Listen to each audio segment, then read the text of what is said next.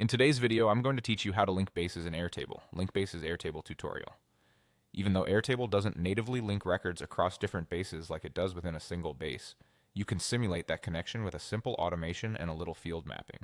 Here's how to set it up so your information stays consistent and easy to manage. First, create your trigger in the source base. Open your automation or the integration tool you're using and choose the event that fires when a record is created or updated in the specific table you care about. Set the right table, and if useful, narrow it to a particular view so only qualified records run through. Created or updated means the automation runs when a new record is added and also when an existing record changes. Perfect for keeping a downstream base in sync without manual copying. Next, add the action to create or update a record in the destination base. Select the base and table where you want the data to land. Now map fields from source to destination one by one. Match field types wherever possible for smoother transfers. Text to text, numbers to numbers, single select to single select, and so on.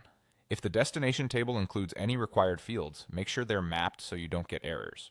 This is also where you establish your link logic. Include the source record's unique record ID in your field mapping. Create a plain text field in the destination, something like source record ID, and map the record ID from the source into it. That ID becomes your anchor, allowing future automations to find and update the exact same destination record instead of creating duplicates. Finally, maintain the link for long-term reliability.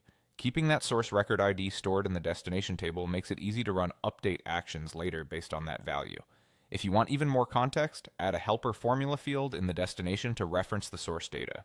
For example, you can build a URL that opens the original record using the base, table, and the stored record ID, giving you a quick click-through back to the source. This simple pattern effectively simulates linked records across bases. New or changed records trigger, fields get mapped, and the shared record ID preserves the relationship.